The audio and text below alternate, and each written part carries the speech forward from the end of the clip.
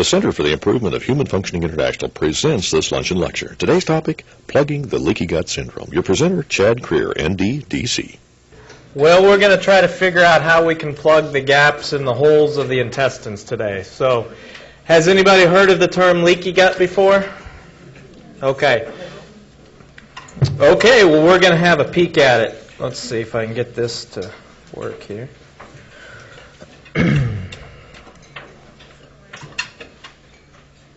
Okay, so what is leaky gut? It's basically when the lining of our small intestine gets too big or too porous or too open. And so the problem with that is when things get too porous, things that normally shouldn't get into something can now get into something. So if you think of your small intestine as being just like the screen on the window, a window screen, the screen keeps out what? Flies, gnats, all those good things that come along in the summertime. May keep the leaves from blowing into your house too if you like to keep the windows open. So the gut is kind of our screen to the outside world, because basically everything that comes from the outside has to go through our mouth, in through our gut. So our gut is open to the outside environment.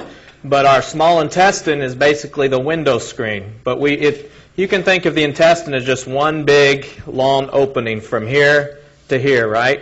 So it's open to the outside world. It's basically our window screen. So it's preventing all these goodies from getting into our systems, microorganisms, toxins, pathogens, food particles that don't belong, all those things. It's screening those out. Where does nutrient absorption take place? In the small intestine, right? So most of our nutrients are absorbed in the small intestine. Now they can be absorbed in some in the large, some up in the buccal mucosa or in our mouth. But for the most part, we're seeing a lot of absorption in the small intestine. Now, again, the lining of the small intestine is it semi-permeable. That means it kind of guards itself. It lets some things in, but not everything. Fully permeable, that means anything that comes into it can just kind of get into the bloodstream. Or is it non-permeable, doesn't let anything through? Semi. So we want our small intestine to be semi-permeable, to let the things into our bloodstream that should get in, and to prevent the things that shouldn't get into our bloodstream from getting in. So it should be semi-permeable. And this is our intestinal tract. So it's all folded and bunched and squished together, because if we were to stretch that out, it could stretch several football fields in length. And so if we were to open up our intestinal tract, we have several football fields in length where we can actually absorb food into our bloodstream. So we have to twist that all together to get it put in there.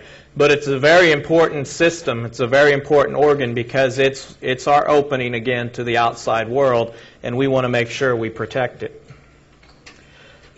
So, true or false, the gut lining is also a vital part of your body's immune system. That's true. True or false? The gut limits the volume of potential invaders into the body. True, we talked about that. So, actually, you have something called your GALT, or the gut-associated lymphoid tissue. About 1/3, or maybe even up to 60% of your immune system is located in your GI tract. So it's very important for regulating the immune system. If your gut is not working properly, then a lot of the times your immune system will not work properly. What are some different things that can cause intestinal irritation? There's a whole host of things. But if you find that you're getting a lot of these different things, then maybe you want to cut these out or eliminate those or just limit them.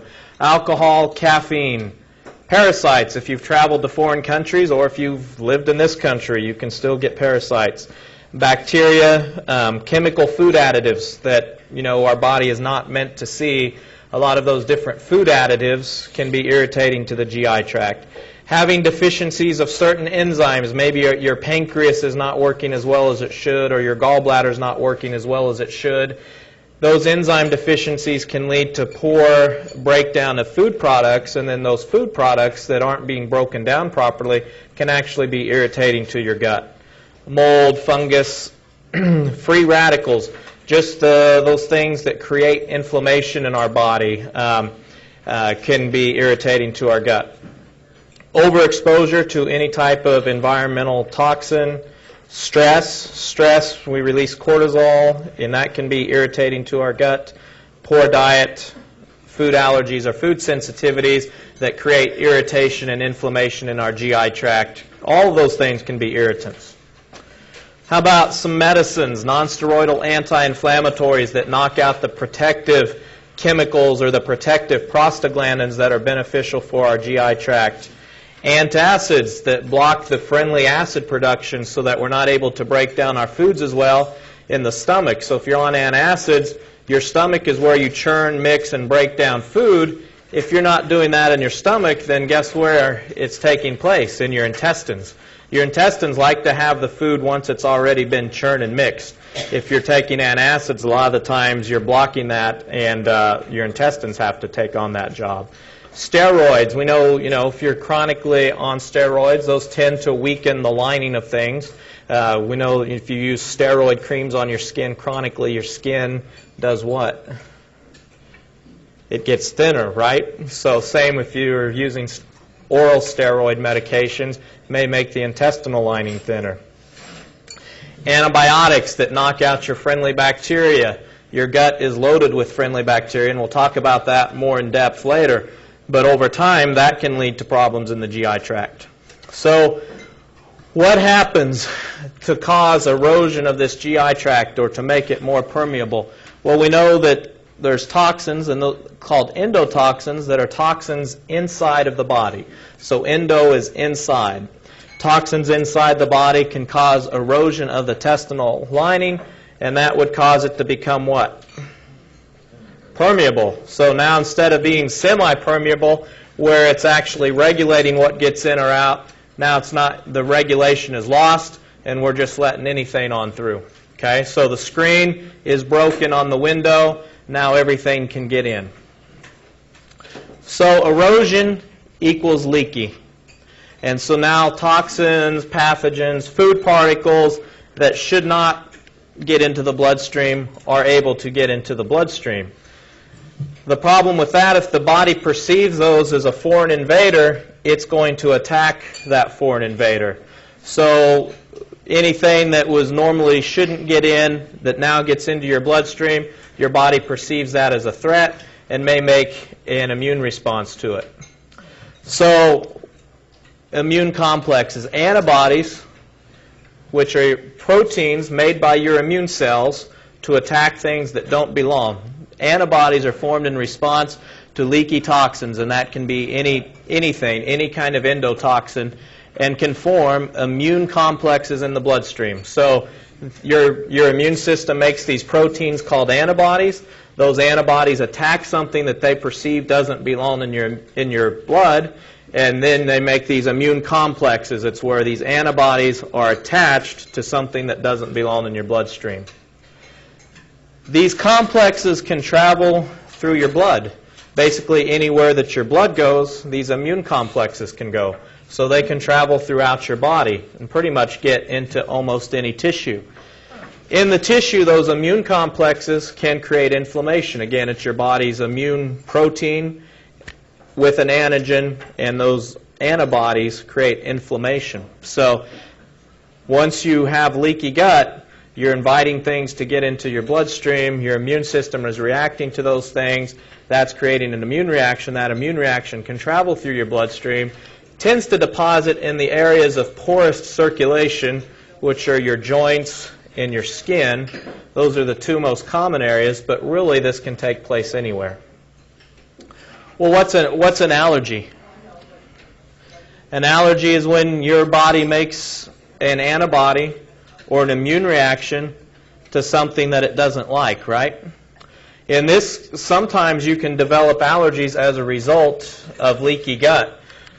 Large protein particles that normally shouldn't get into our bloodstream when we have leaky gut, large food particles can leak into our bloodstream. Your body sees those large food particles as a threat and makes an antibody or an immune reaction to those. So you can actually develop allergies. A lot of people say, well, I drank milk when I was little and I didn't have a problem with it. Well, maybe your body developed that over time. You don't necessarily have to be born with an allergy. Your body can create those. So these, again, develop when the body produces an immune reaction to undigested proteins derived from previously harmless foods.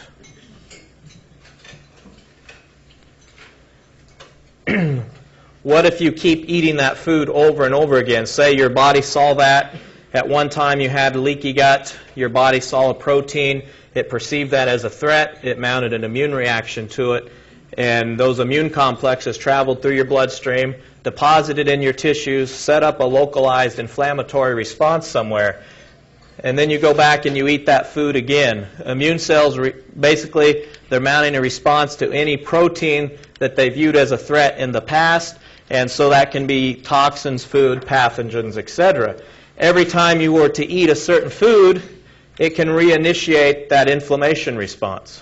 So, and especially if you have many foods that you're allergic to, or many foods that your body perceived as a threat, then you'll keep initiating that immune response. So, once you eat that food, let's say you have immune complexes and they somehow deposited in your elbow, and then you go and eat a grape, and maybe you were allergic, you developed an antibody reaction to a grape, you put that in your mouth, you chew it up, it gets into your bloodstream, your body says, hey, that was a threat several months ago, and I perceive it as a threat again, I need to react to that, and your body lights up antibodies to it, but you already have those immune complexes stuck in your elbow, all that inflammation is going to go right to your elbow again. So kids that we see, a lot of the times they'll say, ouch, that food hurts. Because kids pick up on things pretty quickly, and a lot of kids who've been on recurrent doses of antibiotics over time develop this leaky gut, and they may create their own food allergies, and then they'll be able to tell their parents, you know, I don't want that food because that gives me an owie. They know that it hurts their gut. We don't always pick up on things as easily as kids do, so sometimes we're stubborn and we keep eating things even though we know that they may be causing us problems. Well, this is a look at your small intestine. So this, basically, your small intestine has cells around it, and then there's a hollow part, which is the lining of the small intestine, or the tube. So this is basically, we've cut the small intestine, and here's the tube part, here's the intestinal cells, and then the intestinal cells are connected to the bloodstream, basically. If we were to eat food and break it down into small little particles, that's okay, you know, no problem. We can break that food down, it gets into our intestinal tract, and then these small food particles, such as amino acids or carbohydrates or whatever, may get into the bloodstream. Our body won't perceive that as a threat, that's okay. However, if we don't have the capabilities to break foods down and our gut is semi-permeable, meaning that these little junctions should be nice and tight here, but for some reason they become loose, as with leaky gut, then these large food particles can get through those openings, they get into our intestinal cells, they get into the bloodstream, and these little guys here are your antibodies. They see these big food particles and they say, hey, I don't think those belong. I'm going to mount a response against those, and then you have these immune complexes forming, these inflammatory immune complexes. They travel through your bloodstream. They can go to any area in your body and set up an inflammatory pattern. So what can happen as a result of leaky gut? We saw that your body's immune system reacts to proteins that it perceives as a threat and creates an inflammatory reaction. Well, the answer is, as a result of leaky gut, people can develop what they perceive to be autoimmune type illnesses.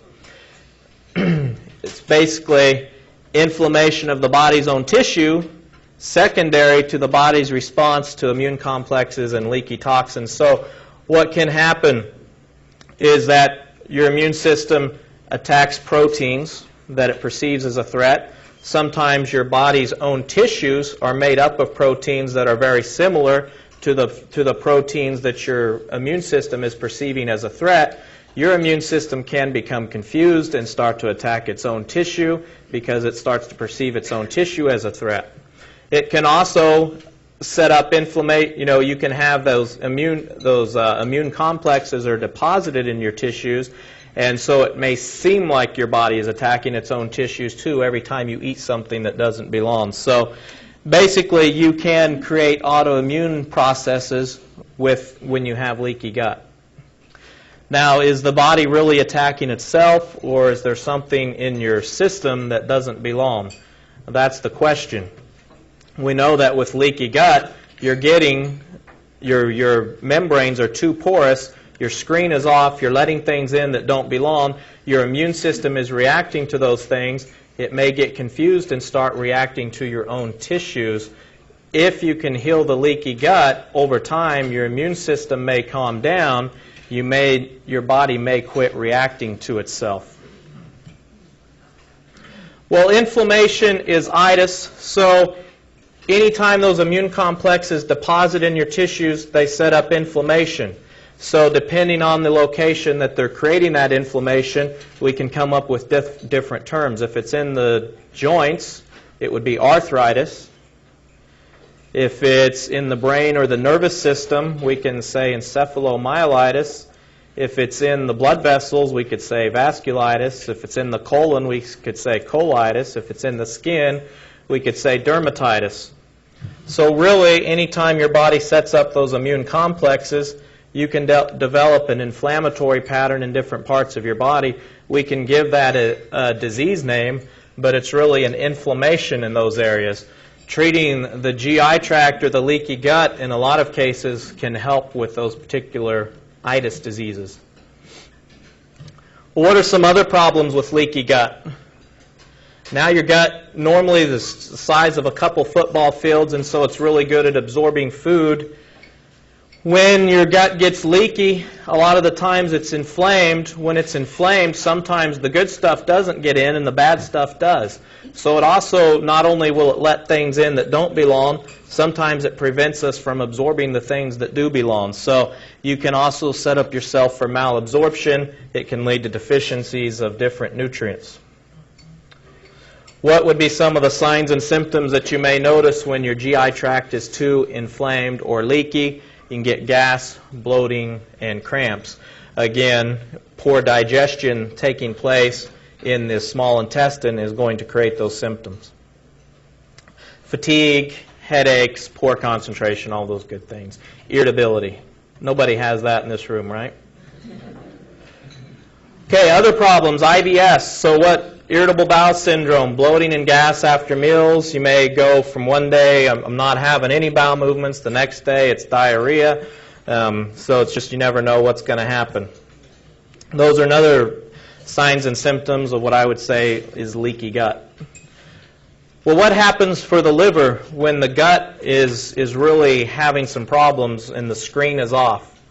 If the screen is off, then toxins entering the bloodstream from the gut, those have to go somewhere, and generally anything that comes from our gut immediately has to be delivered to the liver so that the liver can check all those things out and say, this belongs, this doesn't belong, this belongs, this doesn't belong. I need to get rid of some of those things. Well, the liver, again, it's the primary detoxifier of the body, so when you have leaky gut and the screen's off and you're letting all those things into your bloodstream, it can really put a stress or a burden on the liver. And over time, the liver says, hold on here. I'm getting burnt out. I don't know what to do with all these things. You're just constantly sending me too much. It'd be like, if the whole city of Wichita sent their mail to just one postman, and he had to handle all that. Over time, he couldn't handle that. Same with the liver. All that stuff that your screen should be taking care of is coming through. The liver has to work to get rid of all that stuff, and so it's a pretty big stress on the liver. So overload, I say too many things coming through the filtration system eventually can overwhelm your liver. We know that those toxins basically recirculate to the intestines too, because your liver is going to dump all those toxins somewhere, and where does it dump them? It's got to dump them in the gallbladder, and basically the gallbladder sends everything to the intestines. So everything that's coming through your gut goes into the bloodstream, goes into the liver, gets dumped back into the gut again. And so it creates kind of a vicious cycle. We call that enterohepatic circulation, Entero is your GI tract or your intestine. Hepatic is your liver.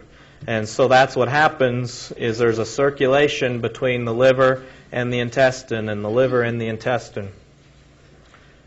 So the liver dumps things into the bile or into the gallbladder, and from there it goes to the intestines. The intestines should filter things, put things into the bloodstream. The bloodstream delivers those things to the liver, but the liver dumps things into the bile back into the intestines. So we kind of create a vicious cycle. This is just a picture of that. Everything that the liver has, it's going to dump. It dumps it into the intestinal tract. The intestines work on it, and a lot of the times they send it right back into the bloodstream, and it goes back into the liver. So we just have this effect. So the more irritated the gut is, the more stuff it's going to be sending to the liver. The more stuff the liver has to deal with, the more it's going to be dumping into the gut. We can see that that just sets up a chronic vicious cycle. This is just a picture of some of the things that the liver has to do. So basically the liver is responsible for receiving all of those toxins from the bowel. It receives environmental toxins. It receives all the breakdown products from metabolism throughout the day. And then it's also checking out any bacteria or even the immune complexes that are coming through the bloodstream. So the liver has an immune side also, so we can overburden our immune system by overburdening the liver. And then the liver has two enzyme systems, a phase 1 and phase 2.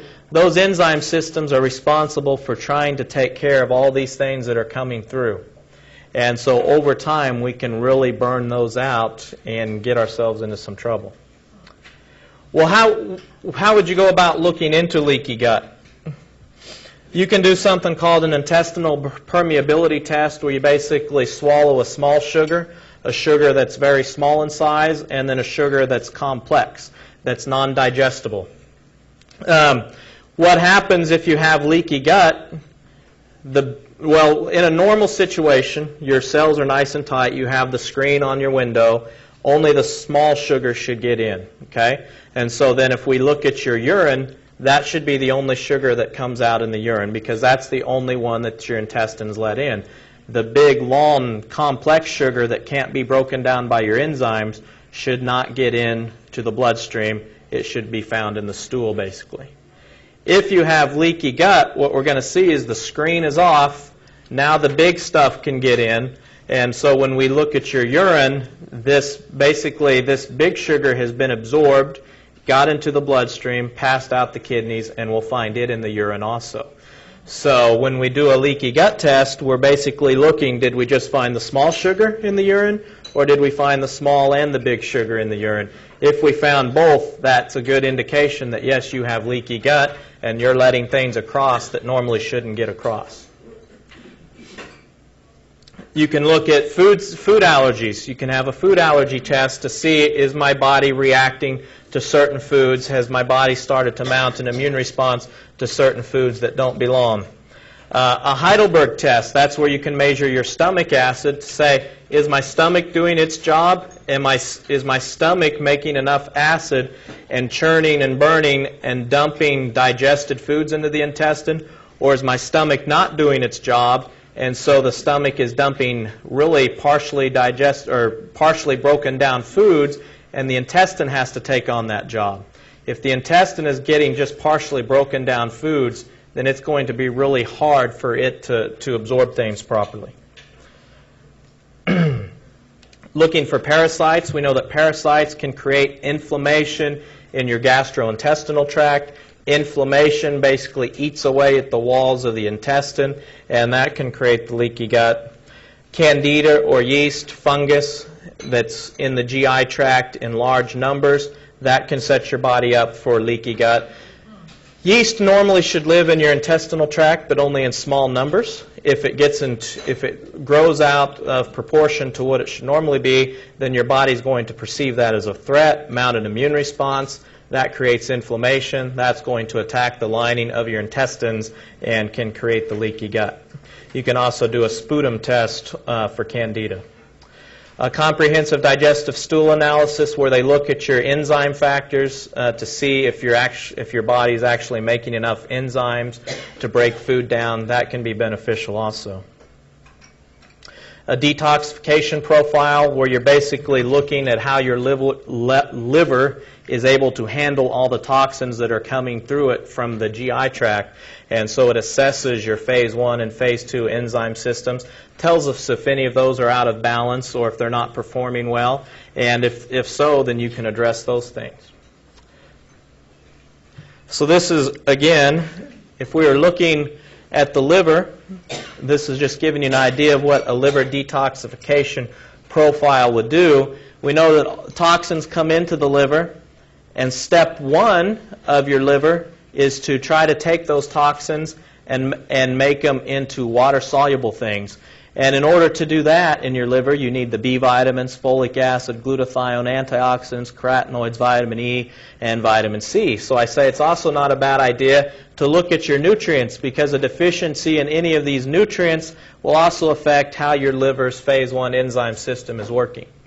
Step 2 is that your body takes these water-soluble nutrients and binds them onto an amino acid so that they're no longer dangerous toxins. They start out being fat-soluble toxins that are toxic to our system. Step 1 is to make those water-soluble toxins. They're still toxic to our system. Now they're water-soluble. Step 2 is to take those water-soluble toxins and bind an amino acid onto them so that they're no longer dangerous to our system. And so phase 2 requires all these different amino acids, glutamine, glycine, taurine, cysteine, and it needs a lot of phytochemicals or a lot of sulfur-based chemicals that you can find in foods. So having amino acid tests to see if you're low in any of those can be beneficial also. So really, for the liver to do its job, it takes a lot of nutrients and a lot of amino acids. It would also prefer to not have this come rolling in gangbusters, so it wants your gut to be healthy. Again, more diagnostic factors, just looking at nutrient testing like we showed there, because all those things, vitamins, minerals, and amino acids, help your liver to detoxify everything that the GI tract is giving to it. Okay, well, what about things that I can do that are beneficial for this leaky gut problem? I say we look at Jeff Bland's 4 R's, and the 4 R's are remove. So we're going to remove things that really don't belong, or remove things that are harmful to our gastrointestinal tract. We want to replace things that are beneficial to our gastrointestinal tract. Reinoculate, that means if we know that we're low in friendly critters or friendly bacteria that should normally be found in our intestinal tract, we want to bring those back on board. And then repair. We want to use things that have been shown to be reparative to the gastrointestinal tract. So remove, we're talking about removing toxic burden, any of those things that are inflammatory or that are harmful to our gastrointestinal tract. So again, food allergies are sensitivities that are creating inflammation in our intestines that's going to cause that erosion of the intestinal tract. We want to watch out for those.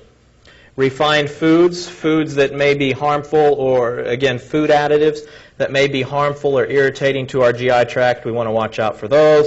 If you know that you have a parasite, you probably want to get rid of that little critter because that's creating inflammation. Bacteria, any pathogenic bacteria that are out of proportion, we want to make sure we try to eliminate those because that's creating problems. Same with fungus.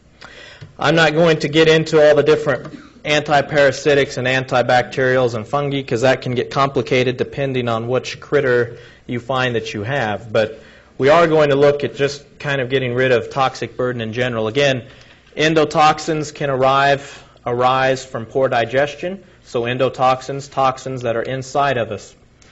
Bacteria can act on foods that are not being digested well, and when the bacteria act on foods that are not digested well, they can actually turn those foods into toxins. So if you have a disproportionate amount of pathogenic bacteria in your GI tract, plus you're not digesting things well, that's going to create a breeding ground for creating these endotoxins.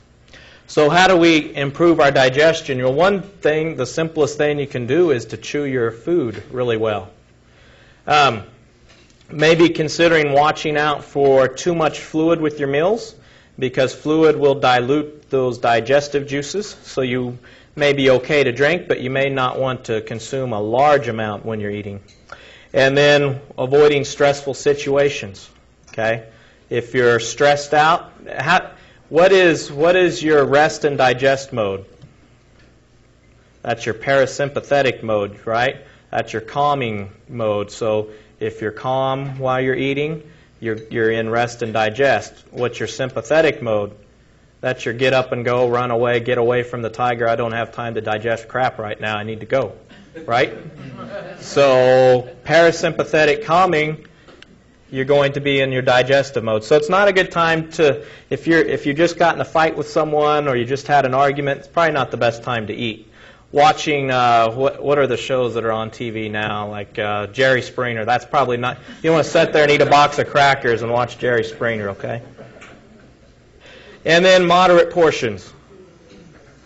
Okay, so chewing, what do we know scientifically that chewing can do? Well, chewing your food actually releases this epidermal growth factor, which is just a protein-like structure that stimulates the repair of the lining of the intestines. So chewing your food, the more you chew, the more you release this epidermal growth factor, the more you can stimulate healing of the intestine. So again, saliva up in your mouth, it's a rich source of this EGF. So the slower you're going to chew your food, and the more chewing you do, the more EGF you're going to make, basically, and so the more healing properties you're going to give to your intestinal tract. They've actually purified this EGF and shown that it can actually heal ulcerations in the small intestine. We don't need to take something for that. We just need to slow down and chew very, very thoroughly.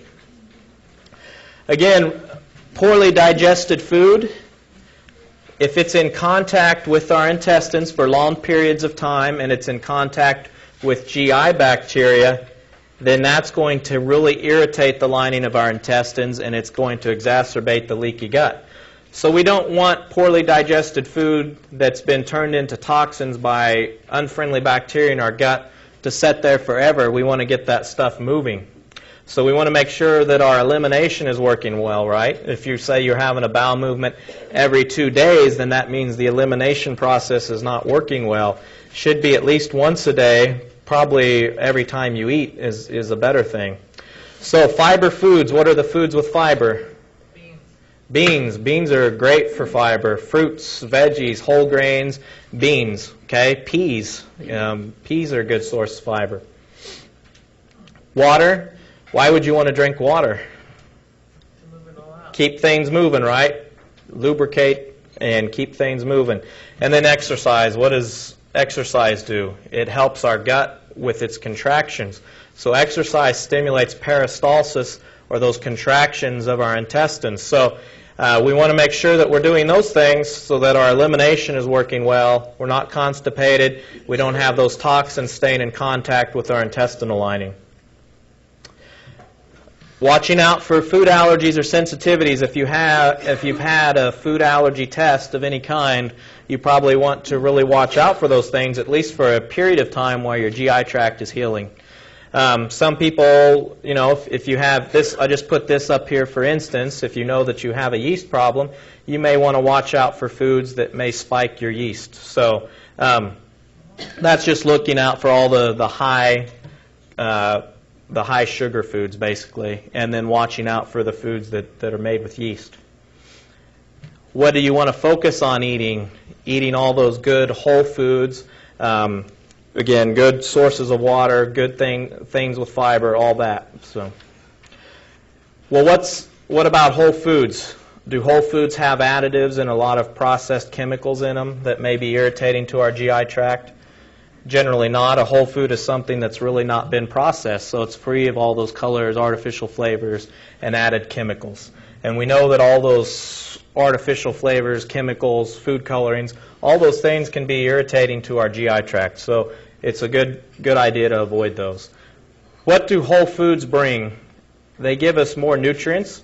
We know that we need nutrients for repair of our GI tract, for our liver to work well. Whole foods tend to bring on fiber. We need fiber to keep that elimination moving. And whole foods just basically bring on all those beneficial things that we need. What about other things to decrease toxic load? Well, sometimes it's, if you find that you have a real burden, you can do things like purified protein products as meal replacements so that you're not getting a bunch of junk in your diet. And for instance, they make those ultra clear products that are just basically purified protein with nutrients that support the healing of your GI tract and your liver. So different protein powders. Teas. If you're a coffee drinker, maybe you want to consider switching to some of the teas. If you're a black tea drinker, maybe you want to try some of the different green teas. They've shown over time that these green teas really can bind on to those fat-soluble toxins that are being dumped from your liver into your gut. It can bind onto those, pull those out of the gut and through the stool so that those things can't sit there and chronically irritate your intestinal tract. So some of the teas that have been shown to be really beneficial are the oolong tea and the matcha tea and green tea in general. But the oolong and matcha teas that you can find at the health food stores, those are great teas for binding onto toxins and pulling those on out the system. Fiber supplements, again, fiber. We want to keep the bowels moving, especially if you have problems moving the bowels. The fiber can be real important. But again, fiber binds to those fat-soluble toxins so that they can't stay in your intestinal tract and irritate things. So psyllium, flaxseed, bentonite clay, oat fiber. Oat fiber is one of those that's really been studied with fat-soluble toxins. So maybe putting some of those in the diet would be beneficial. Chitosan, it's not really a fiber. It's something that's found in exoskeletons like shrimp, clams, all those good things.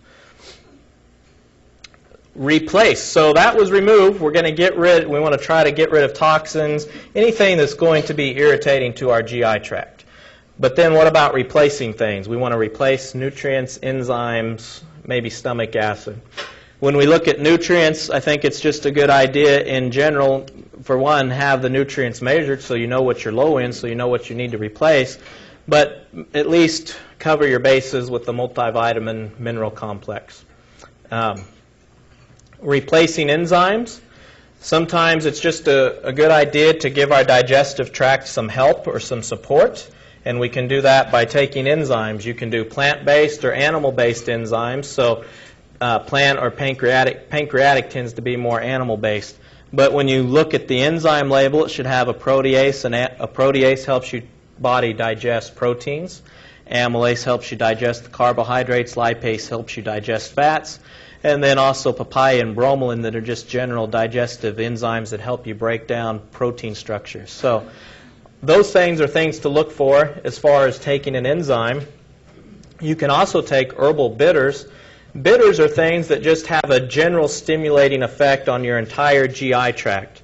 So you take these before you eat in preparation for the meal. It turns on the salivation.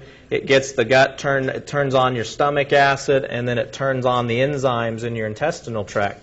So these herbal bitters can be very good for stimulating digestion. And you can take those as teas. You can sprinkle them on a spoon and take them before you eat. And that's gentian, mint, chamomile, wormwood, ginger, and anise. A lot of people you'll see take them after meals.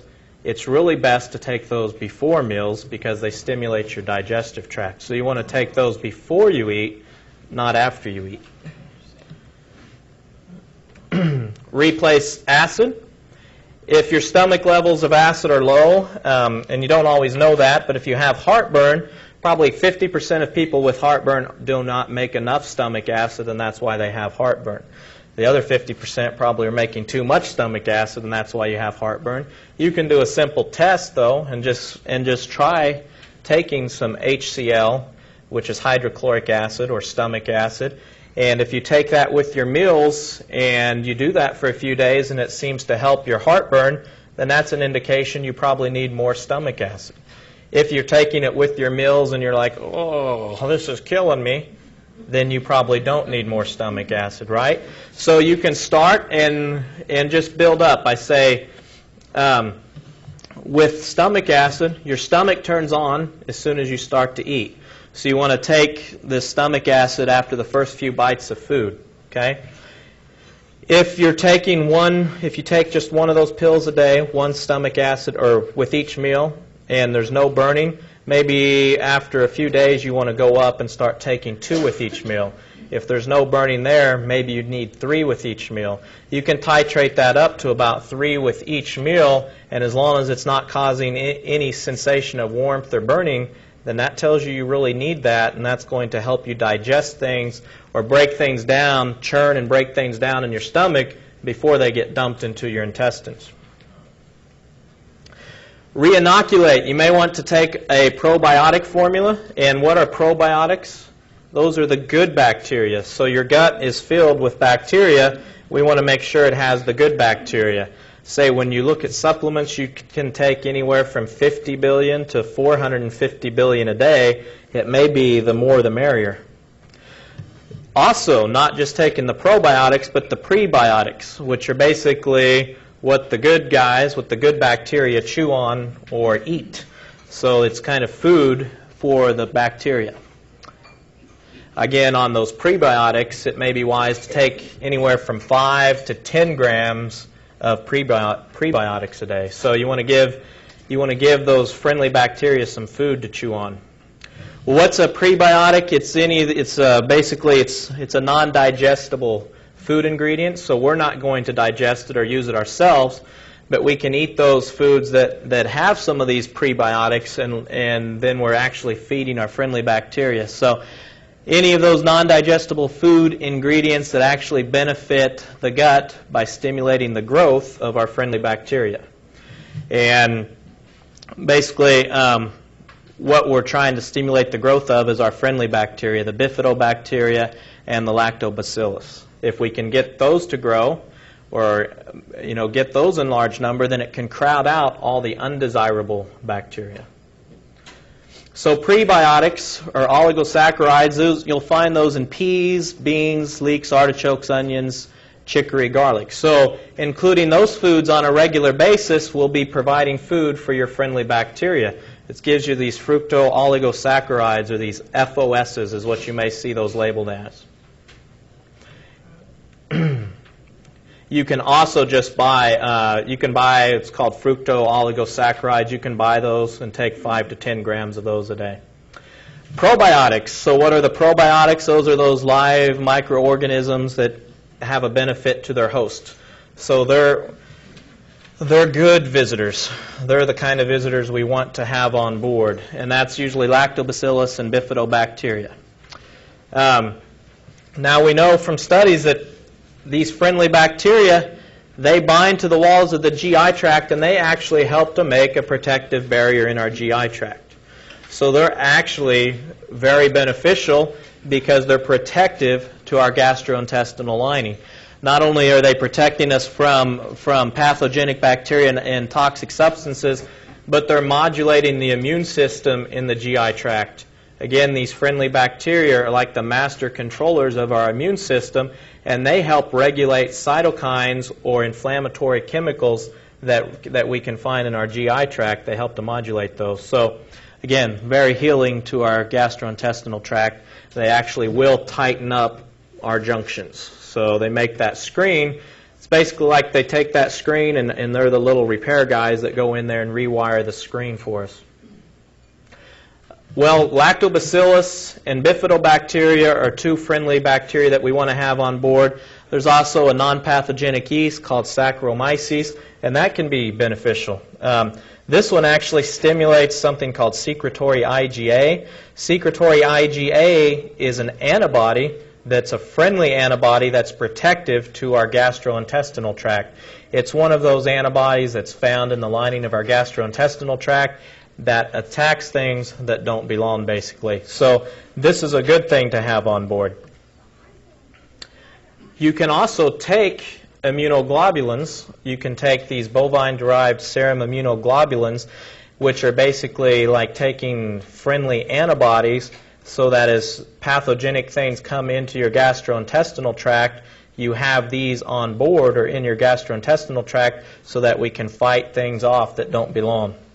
And so basically if you take the big name here, but it's just basically taking proteins, these immune proteins, that can boost the friendly immune protein levels in our GI tract.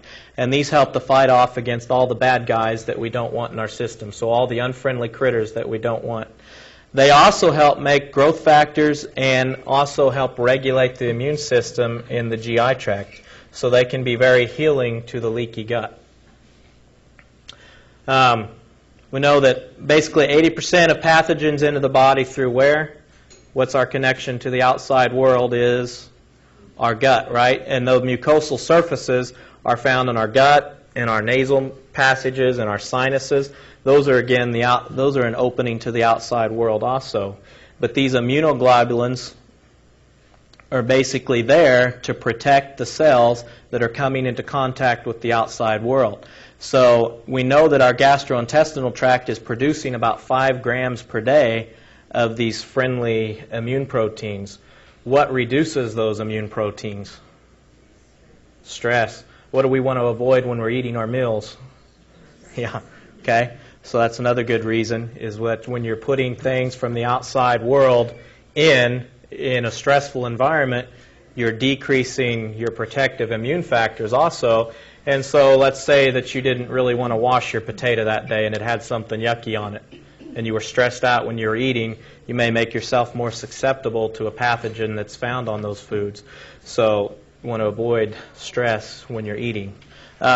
Supplementing immunoglobulins in the GI tract, basically, they help to get rid of those things, get rid of those critters that don't belong.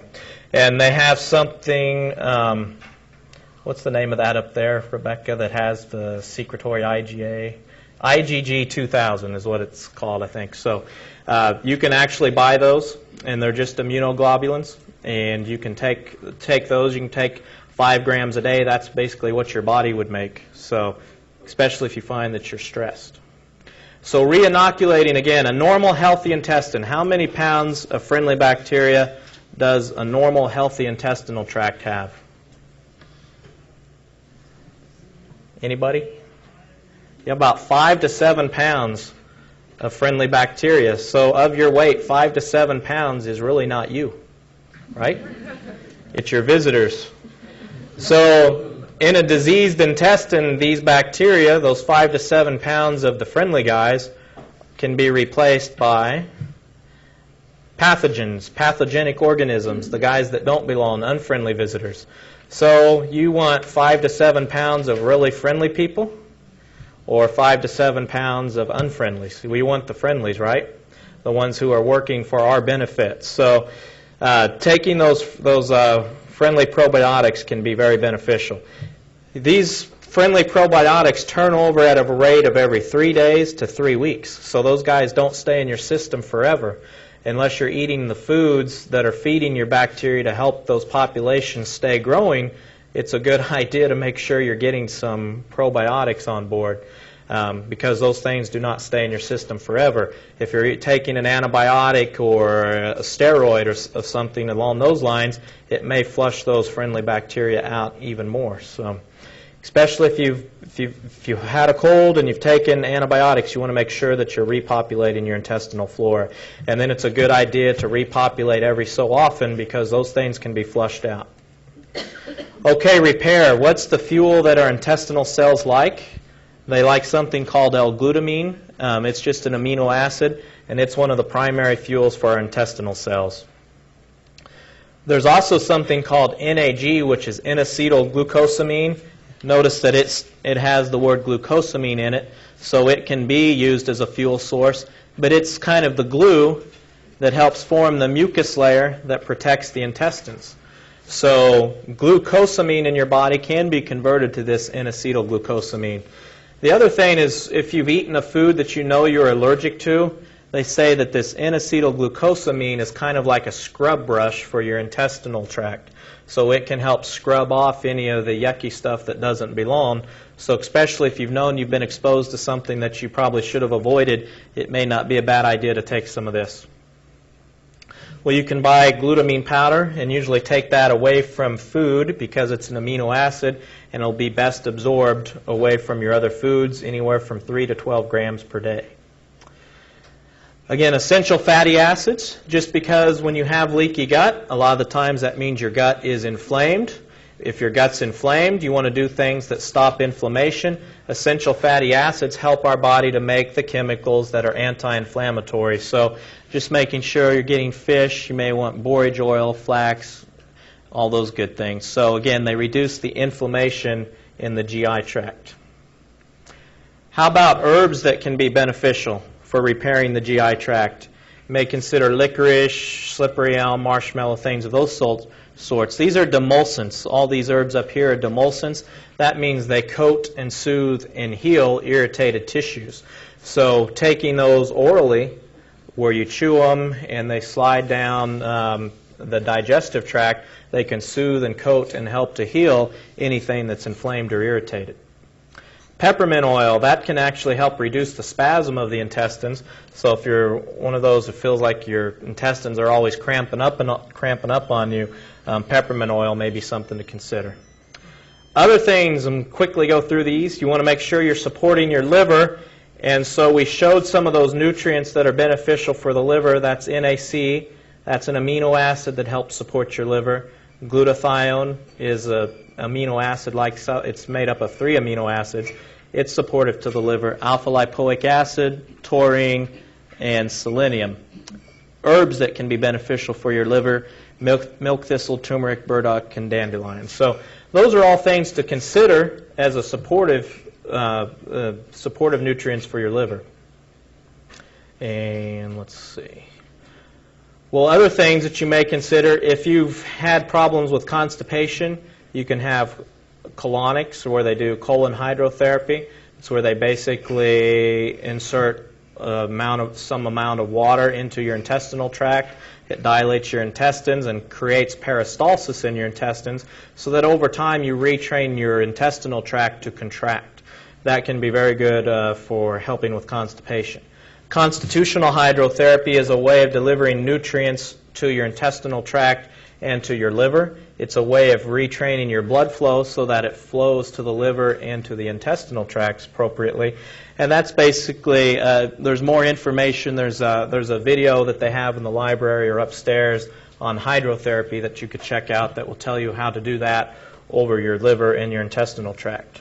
And then there's lots of different cleansing programs out there. You just want to be careful when you do those. A lot of those, they're just using strong laxatives, which can actually be harmful to your intestine. So if you do some sort of cleansing program, you want to make the right one. There's a video that they have again in the library called 7-Day Detox. That's a safe way to do things. Okay. So just in summary, you want to try to figure out what can be caught if you think you have leaky gut, or if you've done the leaky gut intestinal permeability test, you want to try to figure out what can be causing that. And then if you find something that's a toxic burden, you want to get rid of it. You can replace your nutrients, enzymes, acid, re-inoculate with your friendly bacteria, and then use those repair nutrients to help your GI tract heal. Again, support your liver while you're doing that, because the liver is taking on the burden of all the things that the gastrointestinal tract is dumping into it. And then consider some sort of detoxification program if you find that you have a massive burden of problems. So, okay, I think that's it. We made it through. Now we'll take questions, and they'll come around with a mic.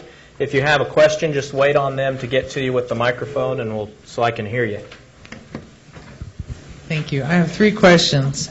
On the grams, we don't normally measure in grams. I have an ounce thing. Is there some way to convert what's the ounces? The conversion? I don't know, because the weight's going to be different depending on if, do you have a good conversion for that, Rebecca? It is 28 grams to an ounce. Okay. Is there a gram weigher scale? They have gram scales out there. They're all electric. Most of those gram scales are electric now, so you can go out there and measure those. Where would you shop for one? You may, the health food stores may have those. Okay. And then on the fibers, I didn't hear salba. I was wondering if you consider that a fiber. Do you know what it is? I'm not even sure what that is. Tell me what Okay. do you know what? It's in a jar. Okay, I'm just I'm starting not to sure take what a lot that of is. it. Okay, and then You know, the other thing that I just started was the digestive aids from India, but I didn't take it before the meal, and I was just wondering if you know anything about those. Digestive aids from where did you say? India. Oh, India? Yeah. Well, a lot of those are bitters because in Ayurvedic medicine or in the Indian medicine, Yeah. they use a lot of bitters, and so I'm supposing that's what those are. And if you go to the Indian restaurants, a lot of the times they have those bitters setting at the counter, and so people take them after they eat, but you should really take those before you eat. Okay. And then is a prebiotic also like acidophilus, like in your milk? No, that's a probiotic is Probiotic. acidophilus. That's the actual bacteria. So prebiotics are these sugar-like molecules that are found in foods. These fructooligosaccharides, you can find them in peas and garlic, things of that sort. Some Yes, good ma'am. questions. If you take too much hydrochloric acid and so it's burning, so you reduce the dosage, but can you do something for the discomfort in the meantime? You can take a DGL. You might want to buy, there's something called DGL chewables that are deglycerinated licorice. They've taken the part of licorice that can raise your blood pressure out of it, and you chew on those and they soothe and coat your stomach. So if you try that acid test and it's too warm for you, you can chew on those DGLs, and you can take like 3 at a time. All right, for any of you, or especially those who are first-time visitors to the center, I do want to mention we offer a center tour at 1:30 every day, today included, and if you have time and are interested, please join us upstairs in the Gift of Health for a center tour at 1:30. One more here. What do you think of the Activa yogurts? Are those good? I think they've been shown to be pretty beneficial as far as the bacteria that are in those. I know they've come out with a whole, there's not just one of the Activa yogurts anymore. They've got all different flavors. I've noticed some of them may have some more sugar in them than the others. But, look for the one. I think they're fine as far as a good source of bacteria. Okay, we're going to take one more question. Our son has, I think that maybe he might have leaky gut. He developed a problem in college. He didn't have any problems until then. He did take a lot of antibiotics before he was like 6. Mm-hmm. Then after that, not many. So then, a sophomore in college, he starts to have a reaction when he eats beef. And it's serious. He has to go to the emergency room, the first one. And then he had it one other time, so we figured out it must be the beef. Mm-hmm. He had all the allergy tests at an allergist that they didn't show, problems. His sinuses are constantly plugged up.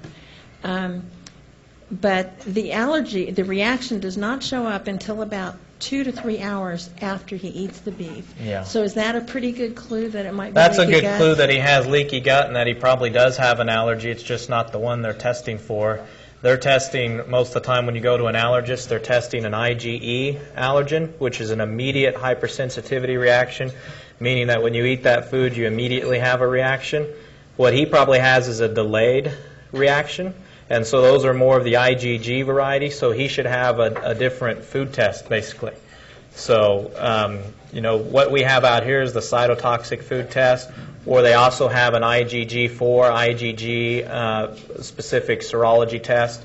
Those tests may be more beneficial because it sounds like he has the delayed variety. And he may have other foods that are delayed that those tests could pick up too. Mm-hmm.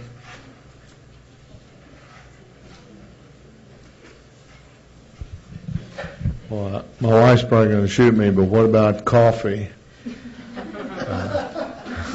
Yeah, and you just have to kind of figure that out on your own. Some people can get away with 1 or 2 cups, and it's not all that bad. But if you're drinking the pot, then it has a lot of acidity to it that can be very irritating to the gastrointestinal tract. And what I found is a lot of people, especially if they have IBS symptoms, irritable bowel type symptoms, if they get off the coffee, they feel much better. The preceding program was presented by the Center for the Improvement of Human Functioning International in the Bright Spot for Health Lunch and Lecture Series. To inquire about additional health-related information available on DVD, audio CD, VHS, or audio cassette, simply call 316-682-3100 or drop by 3100 North Hillside in Wichita, Kansas. To discover more about the center and what we have to offer, be sure and visit us on the web at www.brightspot.org.